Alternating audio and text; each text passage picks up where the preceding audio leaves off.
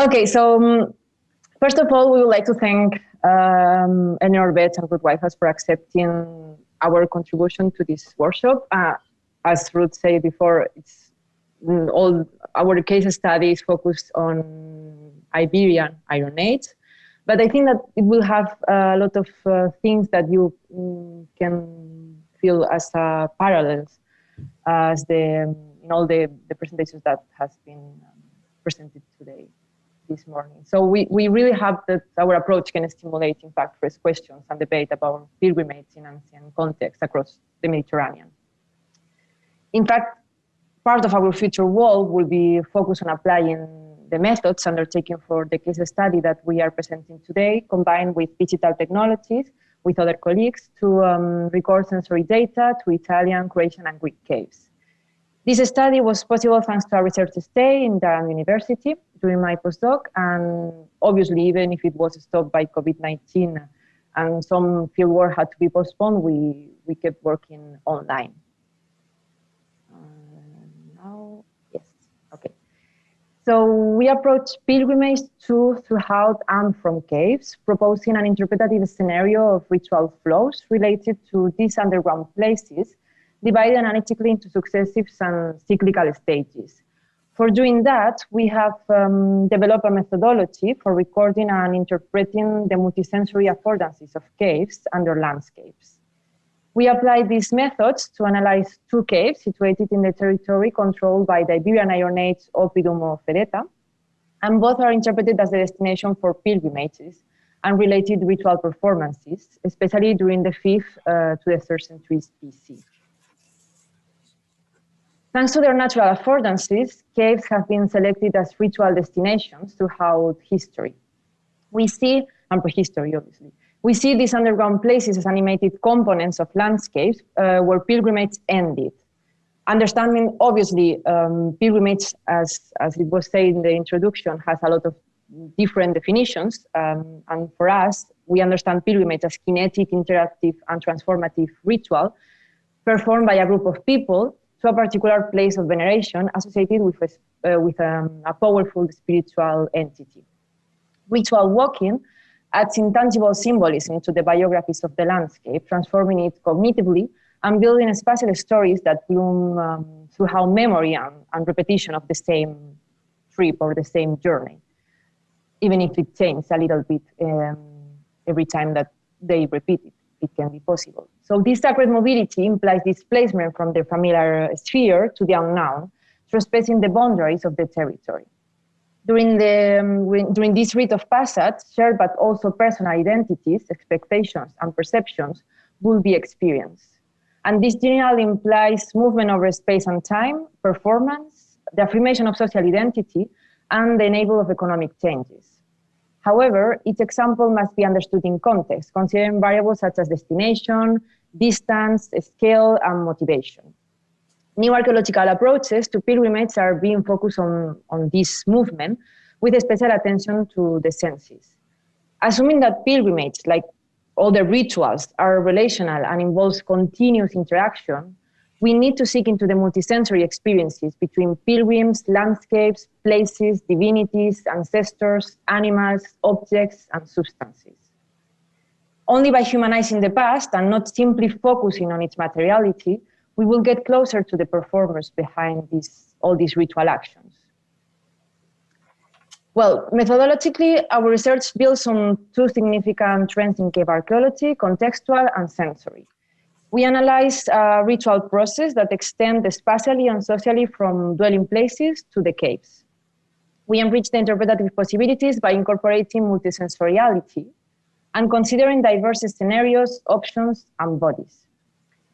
Our methodology is based on 6 main points, and I will try to resume and do a really brief comment on each of the points.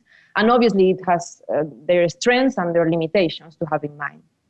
The first step of our work was based on a literature review on sensoriality, cave archaeology, pilgrimage, and Iberian iconography, as well as the reviewing of the excavation reports and data sets of the territory that we were studying.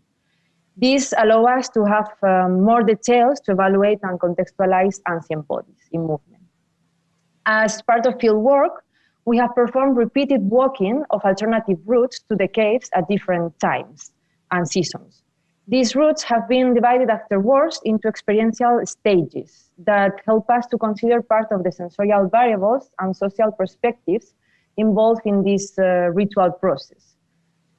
This phenomenological walking was complemented by GIS analysis, viewshed and least cost paths from the oppidum and other dwelling places to the two caves that help us to have a better understanding of the landscape, even if GIS model has obviously its limitations. We have also analyzed the access and decisions taken by people moving through the two caves, and we hope that this will help us to compare movement inside these natural spaces in future work. One important resource to stimulate memories of multisensory experiences and help us to explain them to audiences, as we will be doing today, is the visualization of the caves and its landscapes. For doing that, we have used drone flights, 3D views, photographs, and videos of the landscapes and cave spaces and real people in them to have a better idea of the space. In all this process, we had repeated conversations to elicit further details of bodily experiences and sensory assemblages for each of our stages, focusing on the archaeological context and trying to avoid their over-sensorialization, as well as narrow, personalized age and gender biased perspectives. Sometimes when analyzing and recording the sensory stimuli, we take things for granted. And however, as Professor Robin Skidz has never visited the caves, his question helped us, for example, to identify gaps on the field records that have been fixed and readapted. We hope that he can visit the caves when all this COVID-19 finishes. Well, focusing on our specific case study, we analyzed two different caves that were frequented during the same period, the Iberian Iron Age, also known as Iberian culture. This culture is characterized by a mosaic of regional and cultural groups with similar socioeconomic dynamics. They had a complex social development led by elites that controlled the land and the trade. The political landscapes were generally centralized by an oppidum that provide protection to other settlements. In the Mediterranean coast of the Iberian Peninsula, one of the main oppida was the ancient city of Edeta, also known as Tossal de San Miquel. The social organization suggested to this area is characterized by dynamic hierarchies where the power was constantly negotiated. We know that the city controlled an area of around 9 square kilometers. Within this area, which is marked here with a gray square, settlements have been divided based on altitude, size, and use, comprising the oppidum surrounded by hill forts, villages, and hamlets. Diverse type of sacred places has been identified in this territory. Urban sanctuaries, both private and public, a few mortuary spaces, and rural shrines, caves, and rock shelters. In particular, selected caves located on the edge of the territories were ritualized between the 5th and the 3rd centuries BC. This process has been interpreted in terms of social groups performing diverse rites of passage and consecrating their territorial boundaries. As evidence in other ancient Mediterranean contexts, ritual spaces located on the limits of the territory had social and political meanings for their communities. The use of natural spaces to develop ritual practices will serve to unite the bonds between the inhabitants inside a territory, but also to establish political relations with other areas and delimit their borders. All these connections started by the pilgrimage undertaken along the symbolic geography. Therefore, the ritual path shared to these sacred destinations need to be considered as a crucial part attached to liminal sanctuaries. As we can see in this image that shows the case within the territory of Edeta and the neighbor territory of Kelin, the material pattern detected in these spaces is variable, revealing diverse offerings and accumulations of ceramic vessels, metal ornaments, spindles, ex-votos, faunal, and human remains. But it follows more or less all the time the same pattern in the different areas. In the territory of Edeta, two ritual caves seem to be marking its southern border, Cueva Merinel and Cueva del Sapo, which we have chosen for our comparative study. Meninel Cave is located at 300 meters, 1 kilometer upstream from the Turia River, which was marking the limit of the territory on the northeast side of a ravine. The archaeological story of this cave began in 1953 when the Valencian Speleology group discovered a deposit at the back of the main chamber, which is marked here in the plan. And 3 seasons of work undertaken by the University of Valencia in the 1980s helped to map the cave system, relocate the Anthropogenic deposit, and recover archaeological materials mainly to the Iberian Iron Age, but also from the Bronze Age and Chalcolithic. The ritual interpretation of the deposit is suggested not only by its liminal placement in the innermost dark zone of the cave, but also by the restricted composition of the ceramics and faunal assemblage, which is mainly dominated by calyx-formed vessels, as the ones that are shown in this image, and by cranial body parts of newborn pigs and ovicaprids. Ritual performances involve diverse practices that lead to the deposition of ceramics, metals, and animals such as libation, sacrifice, and commensality. In addition, recent study of the deposit has identified four inhumated human bone fragments, one dated and related to the Iberian Iron Age frequentation of the cave. On the other hand, Sapo Cave is situated at a higher altitude of 565 meters, 7 kilometers from the Turia River on the upper slope of a hill. Today, a vertical drop of 5.5 meters gives access to a sloping gallery, which extends 18 meters to the northeast and 8 meters to the southwest. Following the discovery of Iberian Iron Age ceramics and inhumated human remains, the University of Valencia undertook archaeological excavations in 1993. In 2018 and 2019, this work was recommenced with further excavations at the end of the gallery and in a small niche, marked in gray in the plain again. A ritual interpretation has also been proposed here due to the marginal location of the deposits and the cave, and the ritual of the archaeological materials, the nature of the archaeological materials that contain, as in Meninel, for example, an atypical inhumation that is not cremated and located. It's not cremated and it's located in a cave, which is really weird for this culture, and accompanied by a varied group of bronze artifacts and ceramic vessels. The faunal sample, which represents almost the 50% of the deposit, presents a particular taxonomic spectrum with a predominance of red deer and ovicaprids. It presents a relatively small degree of fragmentation, although some have modifications such as cut marks and bird bones. Initiation rites have been proposed for this cave with reference to the ceramic offerings and the red deer, which hunting appears in fact as symbols on contemporary pottery vessels, as we can see, for example, on this ceramic decoration found in the oppidum of Edessa. Well, so combining the theoretical basis, methodology, dataset, and archaeological context that I just presented, we propose an interpretative account on the sensorial and social dimensions of Iberian Iron Age religious pilgrimages. Ephemeral phenomena such as pilgrimage leave very few materials remains in the archaeological record. However, this sacred mobility has been very important in the ritual context of the ancient Mediterranean, being a crucial part of social, political, and religious events.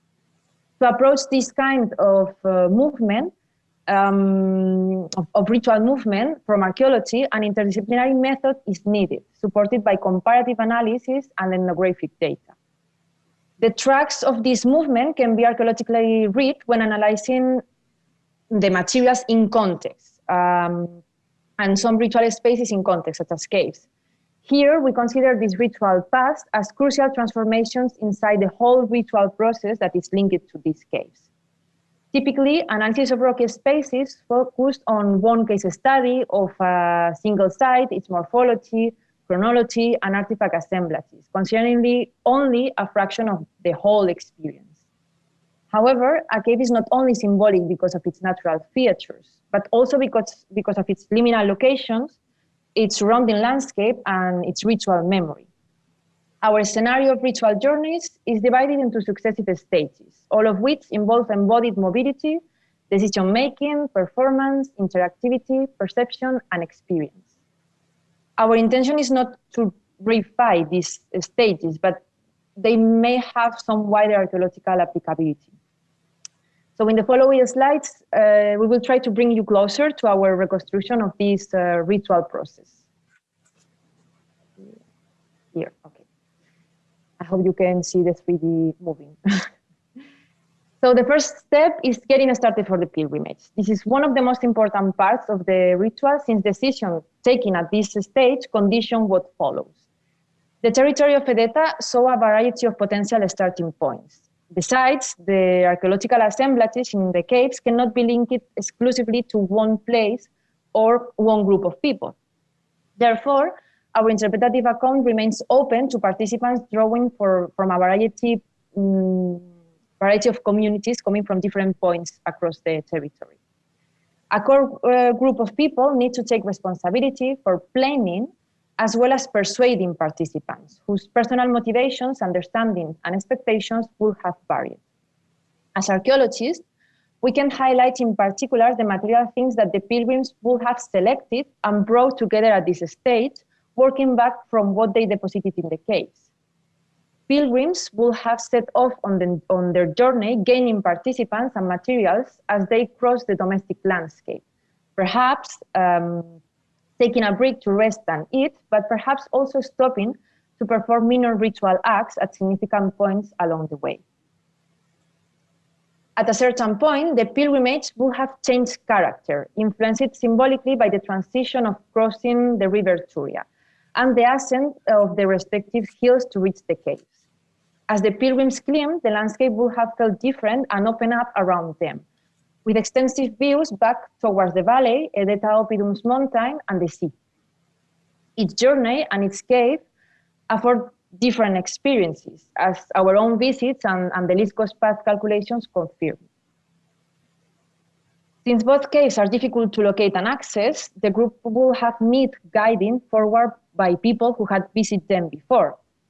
Merinel Cave is set at the back of a depression in its hillside. The cave has 3 entrances that you can see in this image. Here we have the triangular one, the square, and here you cannot see it really well, but this is the 3rd entrance here. So they are only visible from below and from the opposite hill. It is difficult to reach due to the presence of 3 interconnected, steeply sloping ravines, which physically challenge visitors.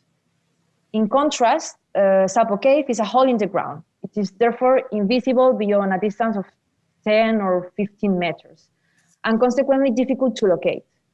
It is safest and less demanding to approach it from below via its northeast hillshope, where on a clear day, the view back to the Edeta's landscape and the sea, even the sea, improves.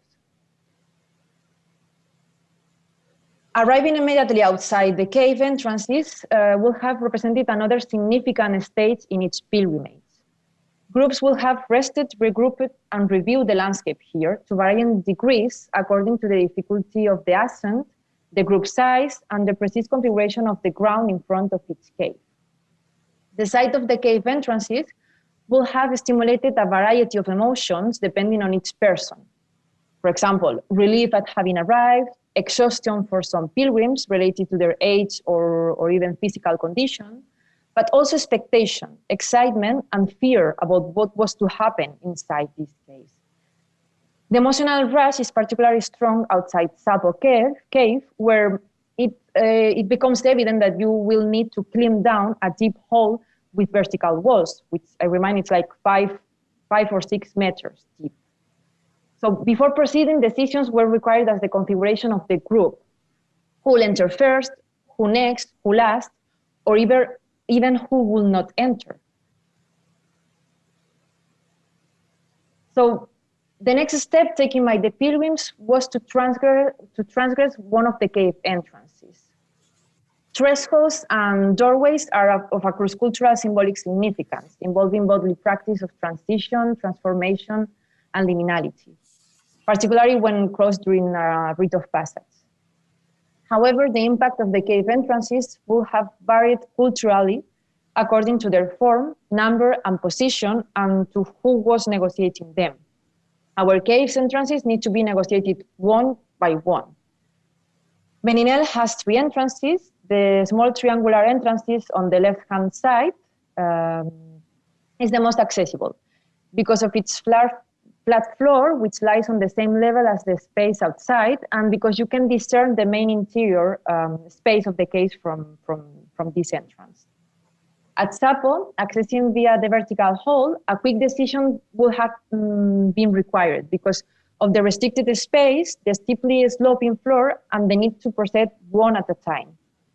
Either one can walk down the sloping corridor to the right throughout a natural rock doorway, or one can crouch and move to the left throughout small triangular entrances. But both portals present an inviting darkness ahead. You cannot really see what is inside. Having crossed these thresholds, members of the group will have entered into a transitional zone and a state. A key shared perceptual features in cave is a first impression that you are both inside and below. At Meninel, the left-hand entrance leads to a circular area where in fact, it has been used as a shelter on several occasions. It has light, it has the air that you can really breathe easily, thanks to the air that is circulating from the entrances, and you can gather around 10 or 15 people there. At Sapo, having entered first the vertical hall and then progress down throughout the portal to the right, the transition is much more rapid. It takes place in the first meters of the now underground corridor, which remains lit, but obscured by one's own bodies and other people's bodies behind when you are heading the bottom of the cave. The move of groups also tends to change at this point, becoming more serious, alert, and focused on what lies around and ahead.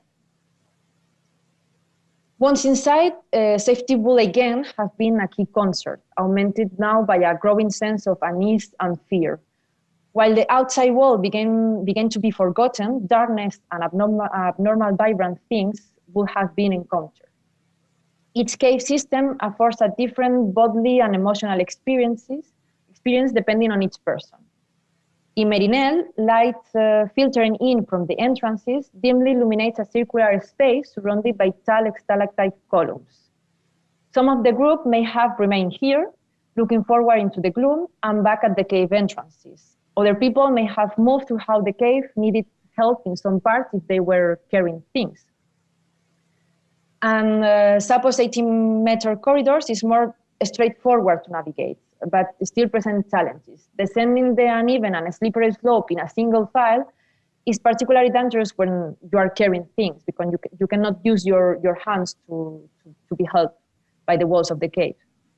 Here you focus on reaching the end of the corridor. Thanks to the wet stalagmites, you can feel the humidity and cold, especially noticed in the summer because of the contrast. And looking back, a little light illuminates the entrance to the corridor. So hidden from sight in some of the deepest, darkest, and most humid spaces of each cave, a few representative members of each group will have now reached their sacred destinations. In our 2 caves, and in many others, the space to be sacralized throughout ritual acts of deposition share some key architectural and experiential features. They are often amongst the deepest and darkest cave spaces, and frequently are naturally bounded. Visitors to these spaces can feel some discomfort due to constrained bodily movement, and can feel also isolated and disoriented. But they generally also feel more intimate with the few other people there and with the cave, whose damp surfaces they now touch with their bodies. This vibrant sensorial encounter also extends to the residues of previous rituals performed in those spaces. Repeating the ritual process in their own ways, our group will have incorporated their own selection of symbolically significant offerings. Codified body language and gestures will have contributed to ritual communicating. So, for example, some of the iconographic representation of the body in other Iberian Iron Age ritual contexts, as can be seen in these sculptures and bronze examples. Merinel's ritual deposit extends across two small interconnected spaces, constructed by dripping speleothems with dark and damp interiors. Only one person can stand in the first space and need to be on hands and knees in the second one, this area here. From this space, you can hear people elsewhere in the cave, but you only can see shadows. You can feel then isolated and slightly disoriented. Ritual acts performed in these spaces will not have been entirely secret, but the sights and sounds reaching from potential audiences situated at different parts of the cave will have been obscured. At Sapo, the area reaches in archaeological objects lies at the end of the northeast corridor, where the space opens up slightly, as you can see in this image here, allowing up to 4 or 5 people to stand in a circle in a humid, cold, and weakly illuminated environment. This space was repeatedly visited over a long period of time between the Chalcolithic and Middle Ages, but the main period of deposition was between the 5th and the 3rd centuries BC. A more spatially and material circumscribed deposit has been recovered from a crack in 2018 and 2019 in the last excavations. And the first time visitors enter to the cave do not notice this opening, because generally they focus on reaching the end of the corridor, and because it's located in 2.5 meters above the present day. In these images, you can maybe have a reference of the height in this one and of its narrowness in this image, where you can in fact see here marked with a circle one of my feet. So it's really a hidden space that implies direct contact with the cave, and most people need to climb up to avoid immediately falling back out. The end of its ritual performance in the caves is likely to have been marked. One way to do this might have been for a leader to reorder the materials in the sacred spaces, leaving the majority as sacrifices, but potentially also setting aside some for reuse during the next performance and others as ritually charged mementos to be taken away. One practice that could mark the end of the ritual might be the set fire to the offerings, with archaeological evidence, especially conserved in Merinel. The participants will have need to regroup, making their way back towards and out the small cave entrances one by one again. Some features of the cave will have been noticed for the first time, such as, for example, the shape of the doorways seen from the inside. Despite differences in cave environments, these sensations of leaving the cave is always perceptible through how light, colors, vista, air quality, temperature, posture, and emotional release. These marked contrasts are followed outside and moving away from the cave entrances by a progressive experience and emotional state of transition to being out in the open and familiar environment again. In practice, larger groups will reconnect and relax either just outside the cave or in a more convenient area, depending obviously of the configuration of the terrain. Before moving completely away, a partial exchange of impressions might take place between performers, but also between performers and the people who stay outside, if it was one of the possibilities. Moving on, experienced person will then have led our pilgrims towards their homes, now visible again in the distance. People often look back at this point to take a last look of the cave. The way back home tends to be easier, faster, and less examined, with the route clearer to navigate and physical borders lighter to carry. This stage of the ritual process might have become reflectively inward and quiet, filled with thoughts from the experiences performed inside the cave. All this, and the fact that you are pointed in the opposite direction, can open you up to appreciate new aspects of the landscape. At the final stage of the pilgrimage, the group will have retraced their steps, rediscovering familiar places and people. In the same way that we consider converging paths from potential multiple starting points, we can imagine here participants gradually dispersing to their respective dwelling places, if they were doing this trip together. Here they may have share some immediate memories of their experiences and any souvenirs brought back, with initial excitement giving way to tiredness, obviously. Our pilgrims will then have resumed their daily lives, but in a changed state as a consequence of their rite of passage, equipped with new knowledge, experience, memories, and expectations. After due consideration, some of them will repeat the process, eventually leading the way.